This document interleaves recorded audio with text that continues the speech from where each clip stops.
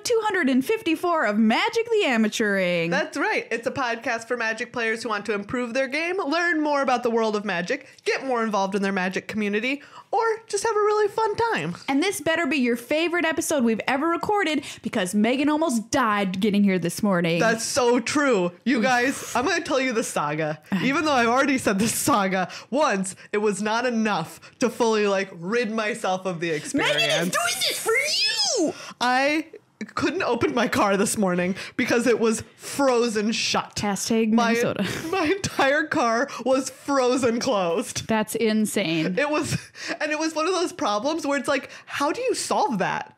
Right? Because you're standing on the outside of your car looking at it, and there's literally no way to undo what has happened to your car except to keep pulling on a door handle, and I was afraid it was going to come off. It took me 15 minutes to get inside my car for the first time. Do you know what I actually do? I kick my doors. I kicked them. That's what I do. Did that. Yeah. So I pulled on the door handle.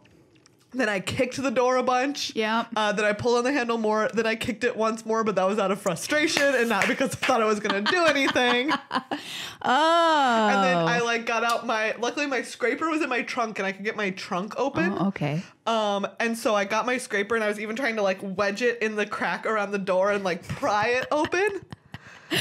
Oh, it was terrible. And then I had to scrape my windshield and everything. Oh my God. Minnesota is a lovely state. Come live here. What a place. What a place. And that's not even the part where I almost died. Oh yeah, no. On the way over, I my car just slid through two intersections as I was, because I was hitting my brakes half a block away. Yeah, you've got to brake ice. Half a block away. It's in just Minnesota. ice and it's downhill. And so my car was just sliding. It just slid, and it slid all the way through, and the light turned red, but luckily everyone saw me, so they all just waited. Oh my God. It was nightmare. Really a morning. What a nightmare. I was in the worst mood possible, but then I got some coffee so that you could still have an episode that's decent to listen to. It wasn't just me being the Grinch. Megan Wolf, ladies and gentlemen. Thank you. Risking life very and much. limb to bring you the important Magic news of the day. That's right, Maria. What important Magic stuff are we going to tell people? What did I imperil my physical safety for? Well, some really important stuff, Megan, because we're going to talk about the World Magic Cup. We're going to recap that crazy event where if you live here in the States with us, you might not have caught a lot because it's kind of flipped time zone-wise as to when it aired. So we're going to go over what happened. I would wake up in the morning and it would be ending. Yeah, and it's okay, then the last turn, the cat concludes our broadcast. I did get up because I was very sick. The weekend, and I did get up and I would watch the last match of the day. I was like, okay, and there we go. Okay. And now it's over. So if you missed any of it, don't worry. We've got all the details for you, as well as some unstable details. We've had some fun surprises with cards in Unstable, and we're gonna preview a cool pre-release that Megan and I are going to be going to this weekend. That's right. Yes. We're going to have a little bit of other general news for you, keeping you up to date on what's happening in the world of Magic. Yeah. We are your news team that's in a helicopter hovering over the city that is Magic. We're looking at all of the traffic lanes and telling you, who's going what way and how fast. Back in the studio, we've got an update on Modern because we have a question for the mailbag, but somebody wants to know about Modern. Oh, thank you so much. We'll be answering all of those questions about Modern. And then once we're done with those questions about Modern, we'll throw it back to you, Maria. What will we have after that? After that, we'll be doing the Faces of a Turd. I'm still in the helicopter, by the way. Actually, Faces of a Turd will be the first thing we talk about. Okay, bye! I could tell you were in a helicopter because you sounded like Bane. Oh, yeah. Helicopter. That's Bane. Right, I'm in a pit. All I remember about that movie is how much I couldn't understand what he was saying ever.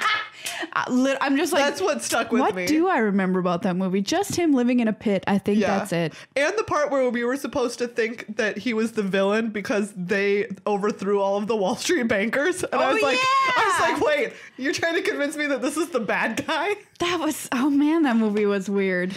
Do you remember that, right? They were basically just putting rich people who had done terrible financial things out onto ice floes in a frozen river, and I was like, Seems right. So what am I mad about here? Again, interesting. So Batman's gonna help this gentleman, right?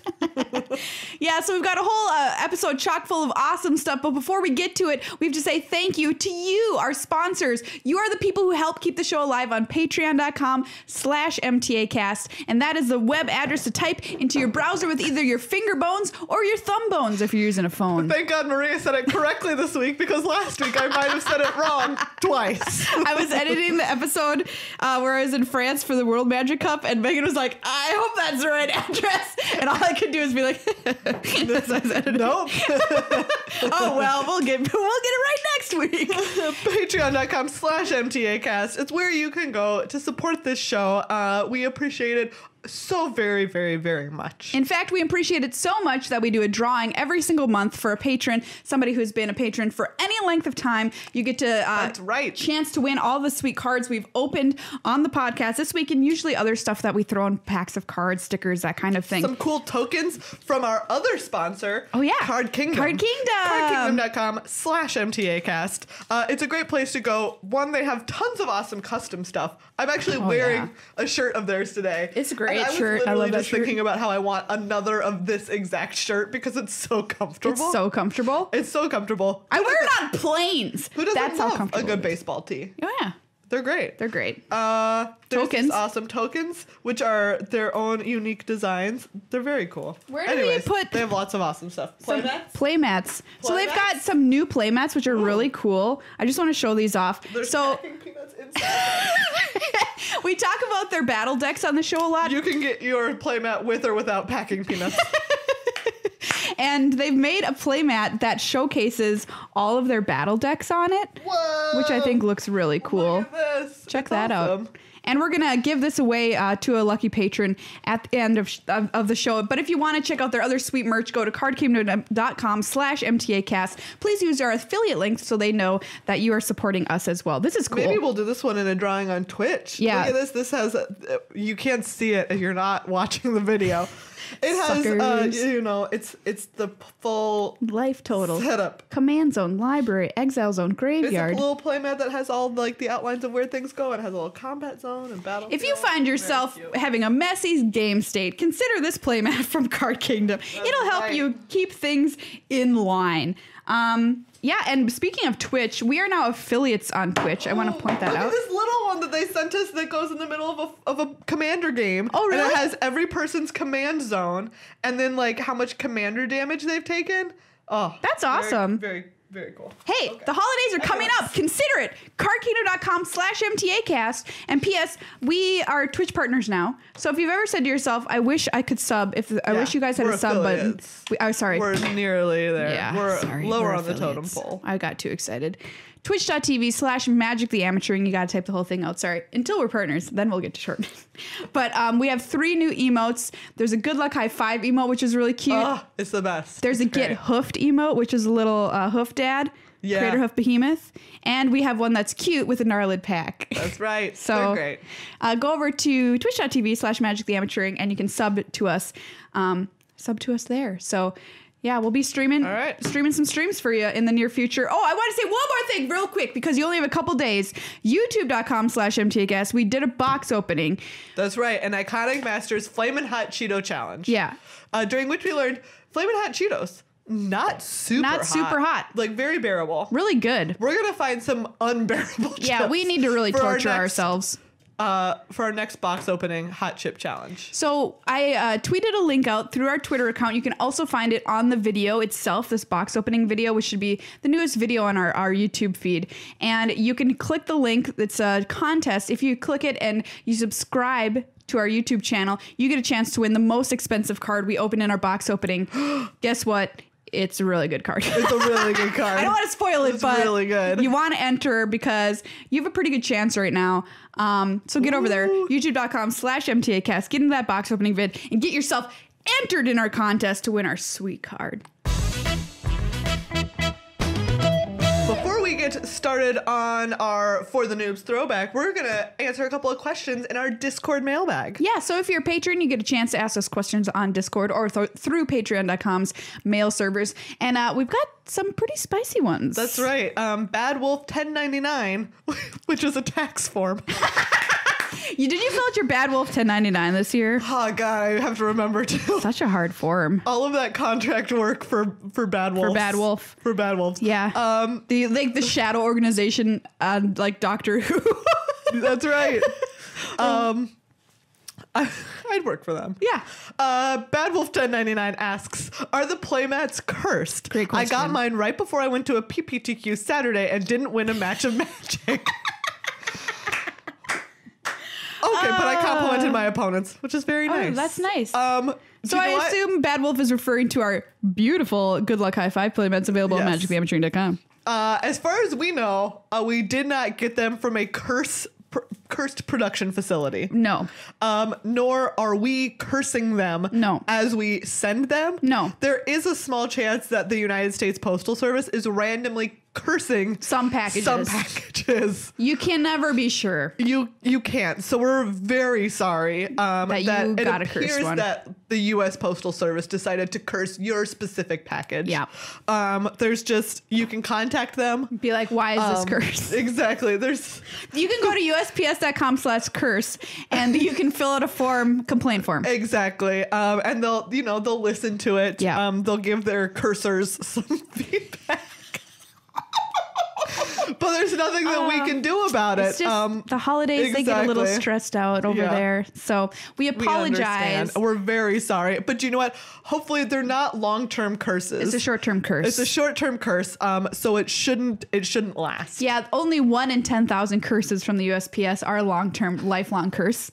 So you have a really good chance of having already worn out that curse, honestly. Yeah. So, take it to another PPTQ. Please let us know what happens. Yeah.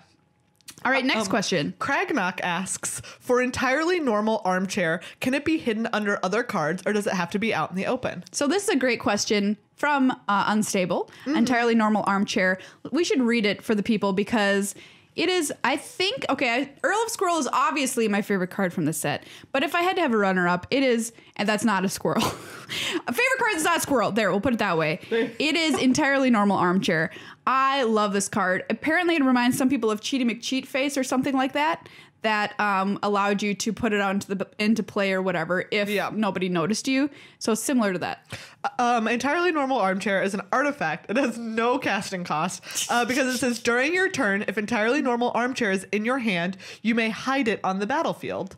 0, return entirely normal armchair to its owner's hand. Only an opponent may activate this ability and only if he or she sees entirely normal armchair. Nice. 2, sacrifice entirely normal armchair, destroy target attacking creature.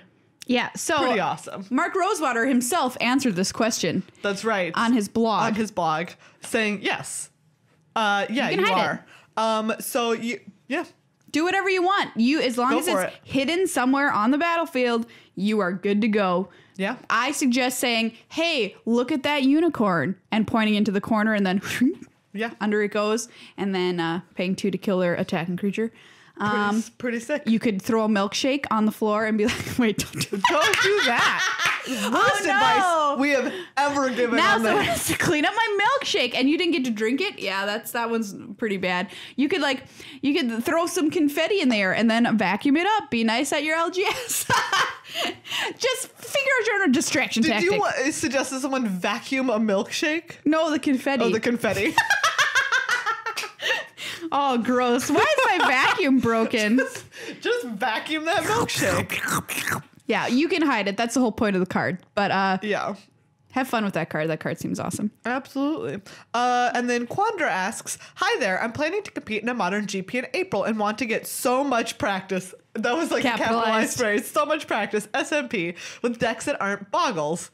Well, I don't know why. You know how Maria feels about sure. that. But in your professional opinions, is it worth it to take a sweet deck, Nihil Landfall, to FNMs to learn how to play it if I only have about a third of the sideboard built? Absolutely. Yeah. Absolutely. It's like, it might be kind of rough because Modern can be a very sideboard heavy format. Sure. Like, you want to come prepared with kind of a toolbox for what you think you're going to play against. That being said, it shouldn't stop you. That shouldn't stop you no, from you've going got and to getting practice it. You got to practice it. There And is no substitute for practicing. no, none, zero. There just isn't one. And when you play with your friends a lot of times you just practice flat out pre-sideboarded matches. And I guess you could kind of like think of it that way. I know it's an FNM, so it's kind of crappy, but like seriously, playing a pre-sideboard, guess what? It's always going to happen to you. So you might as well find out what it's like. And then as you continue to play, just build up the sideboard as you go. Put in like some cheaper cards that might be versions of the more expensive sideboard cards you're looking for. Yeah, if absolutely. those exist. That's or just put something like a placeholder that might be good in some niche scenarios, just to fill out your sideboard before you go. But yeah, practice. For the noobs, turn structure. You know what? There's a lot of stuff that happens during a turn of Magic. Yeah, it's not just like I go, then you go. No. I mean, it is it can be boiled down to I go, then you go. I go, then you go. But Magic turn. During the I go or the you go. That's what I call it. I go, now it's you go. That's where fun fact, that's where Yu-Gi-Oh got its name. Yeah, it's a you. You go. You go. You go, I go. Yu-Gi-Oh. Yu-Gi-Oh. So. Yu-Gi-Oh. So, there are parts of the I go or the you go. Why is this important to know? Because the better you know the phases of a turn, the better you're going to be able to play a game of Magic, because it's kind of like a toolbox where like your upkeep phase, for instance, is a screwdriver. And if you don't know how to use a screwdriver, you're never going to be able to turn a screw. That's right. You might try and hammer it in with a hammer, but it's not going to do your wall any favors. Nearly as effective. Right. So yeah, like by knowing all of these and knowing how to most effectively use them, you are going to become a better Magic player, because there's some very important stuff that happens during a lot of these phases. Level up. So we start out at the beginning of your turn with your untap.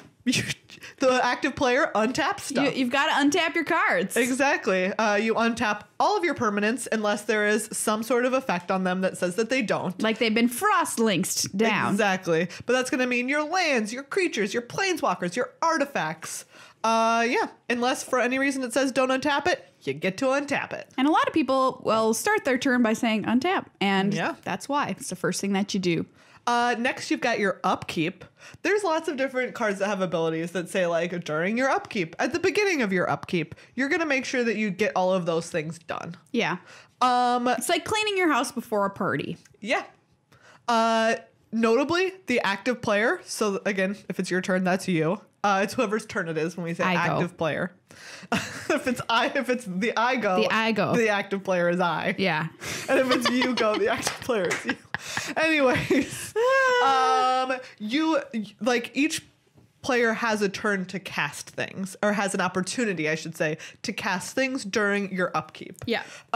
So say you have like an instant, like you have like a path to exile. This is something that you see in Modern a lot, because that way they already passed their untap. They're not going to untap that land that they get. So maybe on your upkeep, your opponent's going to path to exile one of your things. Sure. Maybe on your own upkeep, you have like an enchantment, like I think of like Dictative Crewfix. Yeah. Which was the one where you get to draw an extra card at the beginning of your draw. You can cast that during your upkeep. You have an opportunity to cast instants, things with flash, that sort of stuff. Yeah, just make sure that you're keeping track of all of the things that might trigger during your upkeep also. And then it's your draw step, aka the best step in Magic. Maria, I can't believe you said that. I said it for you. I didn't really believe it. I know. My favorite step's coming up later. I know it. But you get to draw your card, and this is once again a step that that people can interact with if they're able to. Yes. You do just get to, like, drawing a card isn't a trigger. It's not on the stack. So you can't do something in response to them being like about to draw their card. That doesn't work. You would have wanted to do that during their upkeep. Once they're drawing a card, they get to draw it. And then, there's other, like Maria said, there's you each, like you get priority again to cast instance things with flash. Your opponent can cast instance things with flash. Yeah, and all three of those previous steps are known as the beginning phase.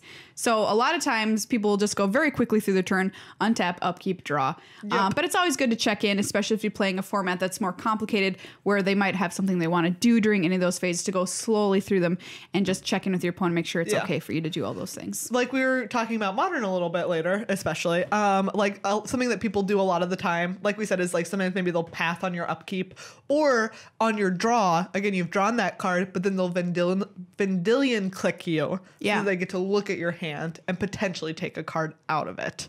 Now that they see everything that you've got for the turn. All right, so let's get to the meat and potatoes of a turn. Now here's the meat step. The pre-combat main phase. Main phase number 1. That's right. During a main phase, you can play a land. You can cast a creature. Yeah. You can cast a sorcery. Yeah. You can cast instance you also can play an enchantment. That's right. You basically just to get to cast your stuff like crazy. Yeah, you can go to casting town in your main phase here. Go for it, man. A lot of people will use this opportunity to play their lands and their creatures for the turn. But don't worry, there is a second main phase after all of your combat and all that, which you can still play your lands and still play more creatures if you want to conceal that information from your opponent. So that takes us to the best phase of a turn. Yeah, I can't believe you said it, Megan. I said it for you. It's the combat phase, and within the combat phase, there's a whole bunch of little smaller phases that happen. That's right. At the beginning of combat, there are, there's opportunity to do stuff. Yeah. For instance, this has actually gone into a lot of debate because if you do it on Magic Online, right, there you can set a stop for this part of combat, and you can use the stop to crew vehicles and stuff. Yeah. In competitive Magic, it's actually people have been pushing just like, hey, do it on your main phase. Right. Because that way there's no miscommunication. Because the general understanding of combat when you're talking with an opponent is that if you say combat, you're moving to the declare attackers. Which is the next part of combat. But there is a beginning of combat. You'll especially see it on Magic Online. There are creatures that have triggers at the beginning of combat. Like Goblin Rabblemaster, for instance, was one where at the beginning of combat you get a goblin token. So that it is there. There are things that interact with the beginning of combat. It is technically a place where you can crew vehicles and that sort of thing. But watch out when you're interacting with your opponent. You're going to need to lay some very clear groundwork. If you're going to do something like crew vehicles. Yeah. Just do it during your main phase a lot of the time. Crewing vehicles is a little tricky. But if you don't have to worry about that, you don't have to worry about that part of it, because that can get a little icky. And this can be the phase, if you want, that you can use to tap down your opponent's creatures so they're unable to attack, for instance. You can do that in this phase. But then we move into declare attackers. Ooh, declare attackers. Basically, you, the active player, get to declare your attackers. This one. That's right. You can move them around a little bit, but you are going to have to be very clear about when you've finished picking which creatures are attacking. Yeah. And once you've said, these are my attackers, guess what? You've said those are your attackers. You're done. It needs to be done. Maybe you'll have some triggered abilities, like if you have a territorial hammer skull, it's going to tap something down. Yeah. Your opponent, like you get priority again. Again, you can cast instance. Things with flash. Your opponent can also cast instance and things with flash. Like if they want to bounce one of your attacking creatures back to your hand. Yep. So there's a back and forth with this. They might also, if you say are the defending player, and your opponent declares some attackers and you have a flash creature in your hand, you have to flash it in this step. Because once you've moved to declare blockers, it's too late. You in declare blockers, you're working with what you've got on the battlefield. Yeah. So you need to get it onto the battlefield if it's not there already by the end of declare attackers. That's a great way to put it, because in my head initially I was like, I don't understand. Declare blockers. Why can't I declare this thing as a blocker? Well, Maria, because it does not exist. You're making a cake, and if you're like, I need to put these eggs in the cake, and then you're like, well, you didn't put eggs out on the table to use to put in your cake, so you can't put them in your cake. Yeah. Like you didn't grocery shop for eggs during your declare attacker step. Yeah. so you can't put them into this cake. Flash in your blocker during declare attackers. Yep. Before declare blockers. It might also be a time, like some people say you have a kill spell, like something that says destroy target attacking creature. Sure. Sometimes you might want to do it right now at the end of declare attackers before you block. Yeah. But that way, if they have a protection spell, you know about it and you're not going to die as a result of them being able to save this creature.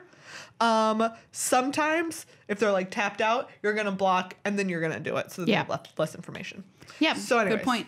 That brings us to declare blockers. Declare blockers. Pick Working your blockers. with what you've got already. Again, you can move them around, you can push them around, see how things are going to work out. But eventually you've got to be like, these are them. Yeah. This is it. You're locked in. Again, there is priority. You get to act, they get to act. There's all of your triggered abilities that might resolve, that sort of thing.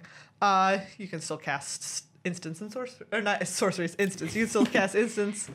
Creatures with flash, but it's too late for them to block. They can just be there. You can cast them and have them be there for moral support. Yeah. Declare blockers. Makes sense. Yep. Then we've got our combat damage. Combat damage step. There's first strike. Then there's regular combat damage. Then there's last strike. Yeah, now there playing is. unstable. and unstable. If something dies to first strike damage, it does not get to deal its regular combat damage. It's done. If somebody stabs you before you get a chance to stab them, guess what? You're dead. You're dead. You don't get to stab them. You should have had first strike. Yep. They have double strike. They'll deal combat damage during both. When do you order blockers? Is that in? That's in declare blockers. Yep.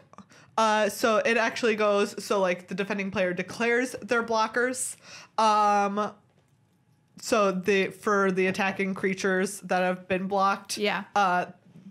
They get to order the blockers. The person who has the attackers gets to order blockers. There you go. Yeah. Okay, that makes sense. And then we have the normal combat damage. Yep. All combat damage is dealt simultaneously, so everybody's stabbing each other with their swords at the same time. Yep. Exactly. There's no more first strike anymore here. Oh, got you. You're dead. Get away. All right. Normal combat damage stage. If you can't see the video, I've got swords in both hands and I'm just going shunk. They're both stabbing each other at the same time. Yeah. And then we get to the end of the combat, which is basically where you just make sure that everything is as it is supposed to be. Yeah. If creature's died, they're off the battlefield. This is also a chance when say that you have a card that says opponent sacrifices a target, or an opponent sacrifices an attacking creature. Mm-hmm. You could cast it during this end of combat. Yeah, because technically, still it was attacking and still reads it as attacking. Exactly. So. And so maybe they had a worse creature that died during combat, and now you're like, I'm going to get them to sacrifice the better one. You can do that. Instance, again, things with flash can be cast during this end of combat stuff. Woo! We're finally out of combat. Oh boy. That was craziness. Someone called that the best phase of Magic? Woo! Then we've got our post-combat main phase. Main phase 2. If you didn't play a land, you can play it now. Again, you can play creatures, enchantments, sorceries. Just really go to town. Go ham. Anything that you want. And then you've got your end step. So again, anything that says like at the beginning of your end step, at the beginning of the next end step, all that stuff triggers, goes on the stack. You have a chance again to cast stuff like an instant. Your opponent has a chance to cast stuff like an instant. And then cleanup.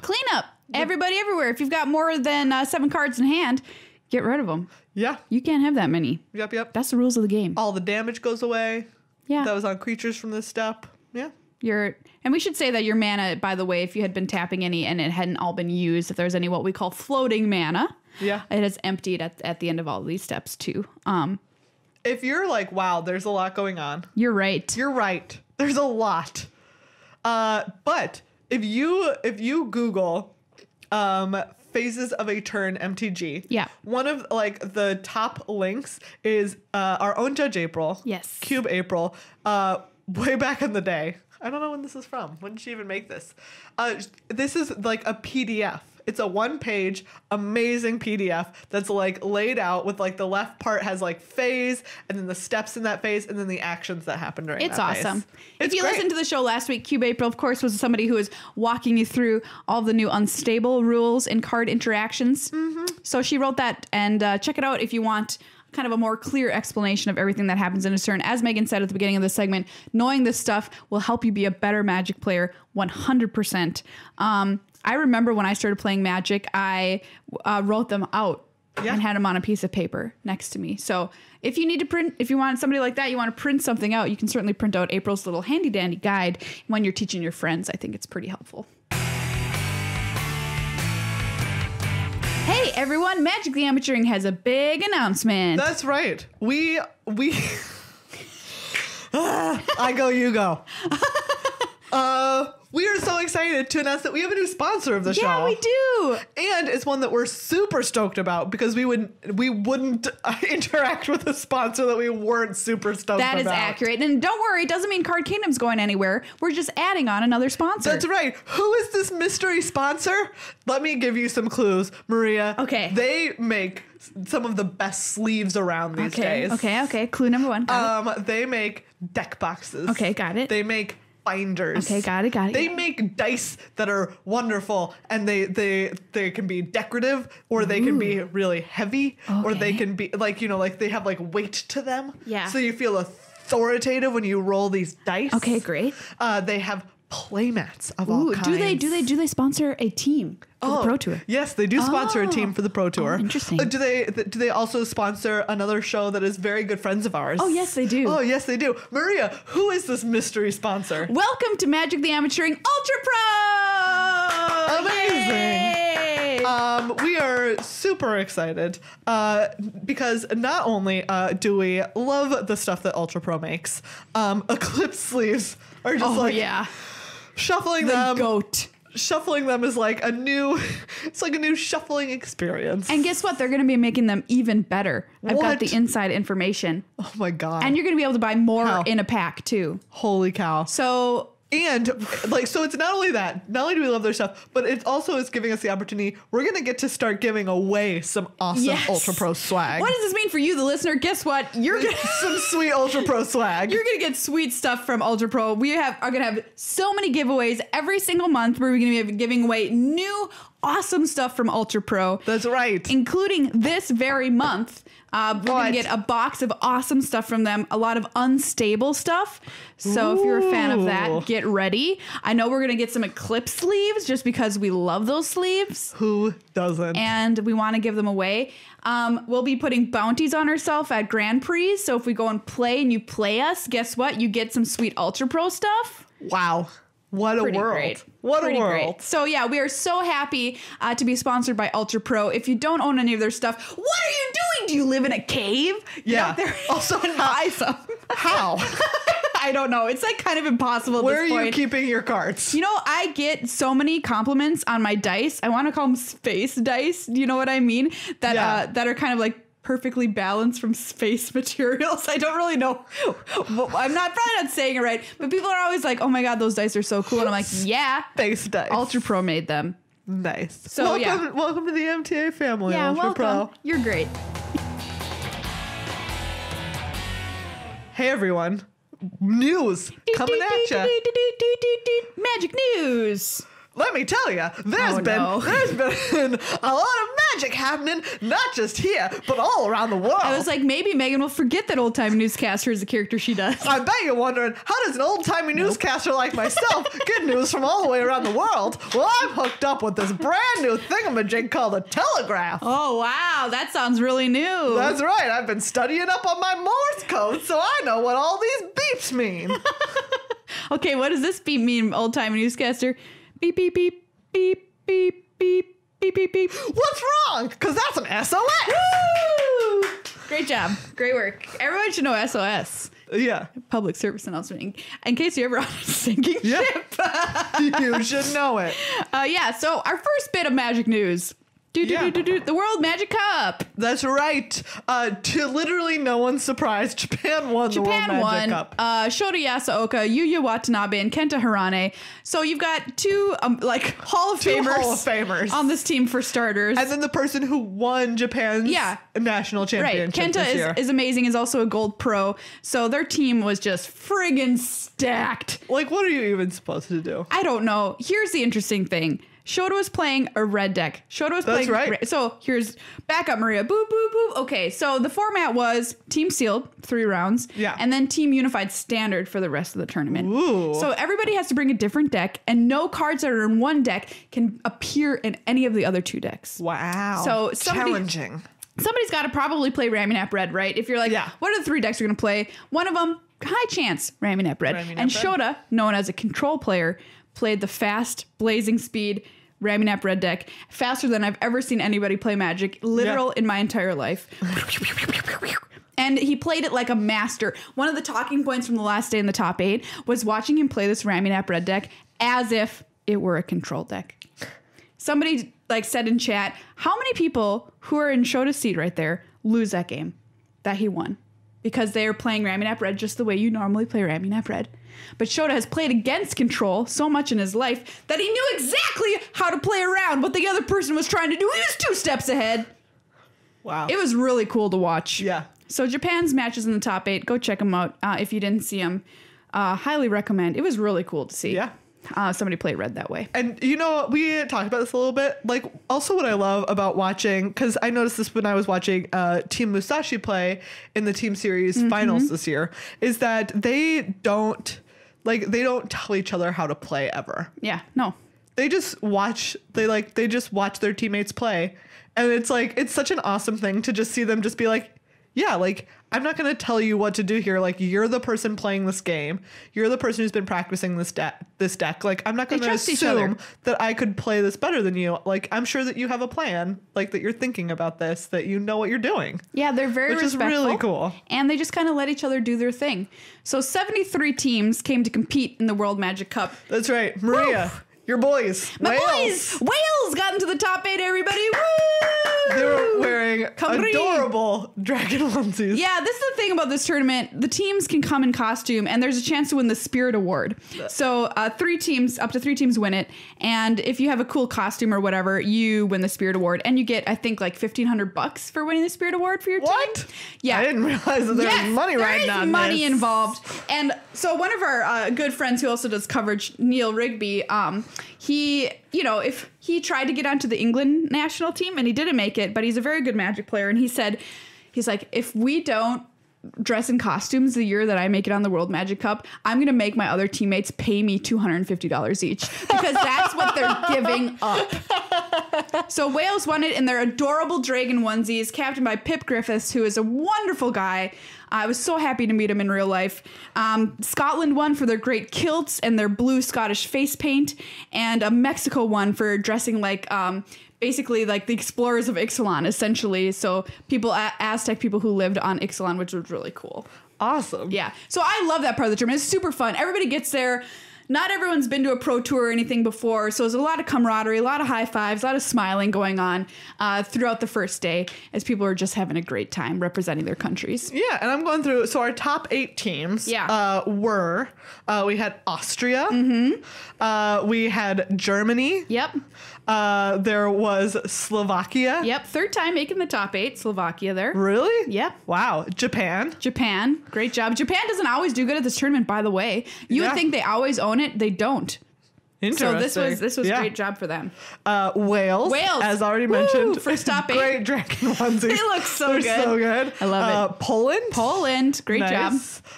China first day 2. Wow. Making it into the top 8. Made it to the top 8. Great job, China. And Italy. 3rd top 8 as well. Wow. And in a row. Cool. 3 years in a row. Boop, boop, boop. That's amazing. Always headed by Andrea incredible. Mengucci. So. Wow. Yeah. All right. Guy's good at Magic or whatever. Dude knows how to captain a team. Yeah. Awesome. So as we mentioned, it was team unified standard for a large portion of it, which means that sometimes you get some cool decks. Yeah, you got to make some tough decisions. One of them that you mentioned to me was 4-color control. Yeah, so this is a deck that was piloted by Mark Tobias of Germany. Yeah, and there was also another one in the top 8. There was another 4-color control. So a lot of... it was Elias Klocker from Austria. So very cool. What most teams did was played Ramunap Red, some version of Energy, either Teamer, but usually Sultai, because then you don't have any overlap cards with Ramunap Red. And then a blue-white deck, either blue-white God Pharaoh's Gift, a cycling deck, or some kind of control deck like Approach in their 3rd slot. Very cool. This deck from Mark was kind of neat and described as sort of had the best cards from the Energy shell. So you're still playing 4 Rogue Refiners. You get to play Whirler Virtuoso. You get to play the Scarab God. Wow. And then also you've got 3 copies of Torrential Gearhulk. This is a bonkers deck. Yeah, it's like looking at it. You took all the best parts and then just jammed them together. It just plays whatever it wants. Yeah, just plays everything good. 4 Fatal Push, 3 Harness Lightning, 3 Vraska's Contempt, 3 Essence Scatter. Get in. 2 Supreme, 2 Glimmer of Genius. Like, what? Yeah. What a deck. Yeah, what a deck. There you go. That's awesome. Awesome. I'm all about this. I knew you'd like it. I wanted to tell you about it because I just think it's just got all the good stuff of Standard in one deck. Boom. Very cool. There you go.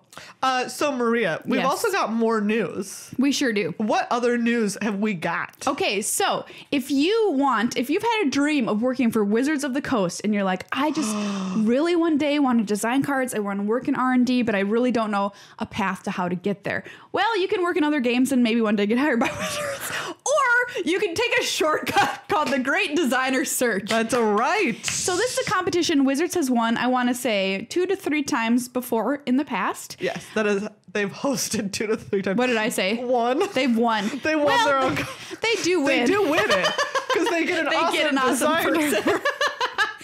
They host this contest where they're looking for the next great Magic designer of all time. And then they get a 6-month internship with Wizards of the Coast, which is usually how everybody starts in research and development there at Wizards. It's kind of just like a trial period. And then, if everything works out, then maybe getting hired one day. And some people who work now full-time at Wizards have been hired through this contest. And it's kind of celebrating Magic's 25th anniversary to do this Great Designer Search again. Yeah. This is the 3rd time. Yeah, the way it works is that there are 5 Magic design challenges, and they'll be every other week. And at the end of each challenge, there will be a contestant who's eliminated. It's like the Great British Baking Show. Yeah, and so it's pretty awesome. So if you want to sign up, if you think you've got the mettle to compete for a spot in R&D, you can check it out on Wizards' website, magic.wizards.com. A lot of people have been tweeting about it. We retweeted, so you can just go find our Twitter account and sign up. So what do you need to do if you sign up? You just kind of like answer some standard questions and submit. You definitely have to be 18. Okay, that makes sense. But yeah, I mean, do you know what? If you're even sitting at home right now being like, should I? The answer is yes. Yes, you should do it. Do it. 100%. It'll be awesome. Our last piece of Magic news is that we are going to be in the pre-release coming up this weekend with Loading Ready Run for Unstable! That's right, everyone. We're heading out to beautiful Victoria, Canada, and the awesome new moon base. I know, I'm so excited. We're very excited to see it, and we're going to get to see the amazing people of Loading Ready Run. Yeah. Plus Wedge from the Manosaurus. Yes. Plus Mark Rosewater. Freaking Rosewater himself. Yeah. It's gonna be awesome. Make sure you tune in. December 8th at 11 a.m. Pacific is when we'll kick things off. That's right. But it might not be us. No. It might be a squirrel named Maria and a raccoon named Meghan. With a crocodile body. That's right. It is like a raccoon snake or something like that. Like a raccoon reptile, a raccoon lizard, whatever. Whatever it is. With a coat full of squirrels. You might want to see those 2 people for the very first time. For the very first time. Tune in on twitch.tv/Loading Ready Run, I assume is there. Or it's going to be a lot of fun. It's going to be so great. Yeah. Especially since, somebody's going to throw a card. That's right. Oh gosh, we just fingers crossed so hard for the mantis. Yeah, slaying mantis. Slaying mantis. We're going to get to see so many, I hope, hidden, perfectly normal armchairs. Yeah. Yeah, it's... You know what I hope? Entirely normal. That we're playing with those unstable lands. Did you see them? See some amazing unstable lands. Did you see those lands? They're going to be great. Get out of here. They're amazing. The swamp is my favorite. Yeah. They're all good. Ugh, beautiful. So come check it out. Yeah. December 8th. We said that we were going to talk some Modern because GP OKC is coming up. Yep. And the way it works is there are so many decks in Modern. A lot. There are like an impossibly large number of decks. So we're going to have the 30-second Modern challenge, which is where we're going to go back and forth and we're going to go through this list of some of the Modern decks. It's not all of them, but it's quite a few. Yeah. But we only have 30 seconds. To describe these decks to you. To describe the deck. And what they do. Their main point. And as soon as the 30 seconds are up, it's done. We have to stop talking. We can't say another word about that deck. Maria, you're going to go first. Are you ready? Okay, I'm ready. All right. And Affinity. So this is a deck, aka called Robots, where you've got lots of little artifact creatures, and they're attacking for big points of damage because they've got cards like Steel Overseer that pumps up the entire team, and they've got flyers, they've got infect lands that they can put more counters on with various other cards, and they're doing a lot of math because there's a lot of little cards that are swinging in for big beats. Boom, boom, boom. They like to dump their entire hand onto the battlefield on turn one, hopefully with cards like Mox Opal, which are powering out tons of stuff, including... Stop. That's Affinity. Right. Ready? Okay, there you go. That's Affinity. Hold on, I'm gonna cross these off. Okay, cross it off. Ready, set, Jund. Okay, so Jund is this boring deck where you're in the Jund colors and you're going to disrupt people's hands with stuff like Thoughtseize, and then you're going to play some very efficient creatures like Tarmogoyf, which are cheap but very big. You're going to back it up with some removal, like maybe Fatal Pushes these days, or maybe you have like bolts sometimes, and then you're going to have like something like a Liliana of the Veil, which is going to make people's lives really hard and make them discard. So it's a classic hand disruption and then pressure them with boring... Stop. I think that's accurate. Just end on boring. Okay. All right. Merfolk, go. Okay, so do you like fish? Do you like the water? Maybe you like merfolk. It's for an aggressive player because you've got lots of little merfolk creatures that are 2/1s or just 2/2s or something like that swinging in, and they've got their friends that pump them and make them bigger. You can play cards like, what is it called? The Sea card that turns other people's lands into islands, which is a real big kick in the pants because in Modern you're playing a lot of dual lands. In fact, Boggles only has 2 basics in his entire deck, so if you play that on their dual lands and all of a sudden they're islands, what can they cast? Nothing. Stop. I think we pretty safely talked about merfolk there. Okay, all ready? Right. Set 30 seconds on Elves. Okay, so Elves is a deck that's like Merfolk, but a lot better. Because you're playing a bunch of little mana dorks, and then you're using cards like Collected Company, or the other one where you go Court of Calling to find stuff like Elvish Archdruid, which pumps up all your stuff, or Azuri Renegade Leader, which you can use all of these... little mana dorks to make a ton of mana and then use Azuri to give all of your elves +3/+3 and trample. It's a really cool deck. You can also use... Stop.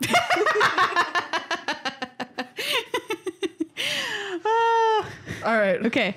What's next? Bant Nightfall. Okay, I played against this deck once. It's deceptively good. There's a card called Knight of the Reliquary, which you can pay to activate to give like stuff plus. I can't even remember what the heck it does, but it like pumps up creatures or something like that. Knight of the Reliquary pumps itself for every land in the graveyard. Okay, that's right. So you're finding a bunch of lands, you're pumping stuff, you're yes, Retreat to Coral Helm. Retreat to Coral Helm. There's another card like that's from Innistrad. That's a land that pumps up creatures. Kessig Wolf. Obviously, I know this deck really well. Stop.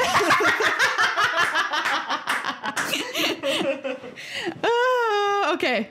Ready, set, Valakut. So there's a couple of variations of this deck. You can have some that have Primeval Titan to get lands, Hour of Promise to get lands, or you can classic Scapeshift, which is where you sack a bunch of lands and then go and get more. But the key card is Valakut the Molten Pinnacle, which says that if a mountain enters the battlefield, if you have 6 more... 6 mountains, then it deals 3 damage to a creature or a player. So you're abusing that interaction really to get a bunch of mountains into play and just stop. All right. No more words. All right. Boggles, go. If you don't play this deck, you hate this deck. You've got 1/1 hexproof creatures and you put a lot of auras on them to make them huge, life-linking, first striking, reach flying monsters that your opponents cannot deal with because they have hexproof. You have auras in your deck that protect your creatures from mass removal. You have to be wary of cards like Liliana of the Veil that require you to sacrifice creatures. Also, Thoughtseize can tear your poor Boggles hand apart because it plays a little bit like a combo deck. It doesn't function unless it has all of its creatures. It's a really easy and fun deck for beginners, but can become more complicated. You'll have to find out how. Okay. Which one you want to do next? Let's do this one. All right. Abzan Company, go. Abzan Company is a deck that uses a collected company to get a bunch of different kinds of value creatures. But notably these days, it has a combo at its heart, which is the Vizier that doesn't let -1/-1 counters, be put on things. And the Druid that, you can untap it by putting a -1/-1 counter on it. So you can create infinite green mana and then use something like Ronus or a Walking Ballista to kill your opponent by giving something you trample and making it huge. Or Stop! You jumped when I yelled that out that time. You got an extra second. I wasn't paying close enough attention. Yeah, sure. All right, ready? Eldrazi Tron. Okay, so Tron. This is 3 lands. Urza's Power Plant, Urza's Mine, and Urza's, what's the last one? Tower. And when you get these 3 lands, they tap for an insane amounts of mana. And what you're trying to do is get these lands out in play so you can cast Giant Eldrazi and swing and attack your creatures. Not even that giant, like Thought-Knot Seer. I mean, that's all you really need to do. And take it also uses Eldrazi Temple. Eldrazi Temple to power out these Eldrazi too soon and smash face. They use cards like All Is Dust to blow up your entire board. And basically, they're just being cheaty McCheat.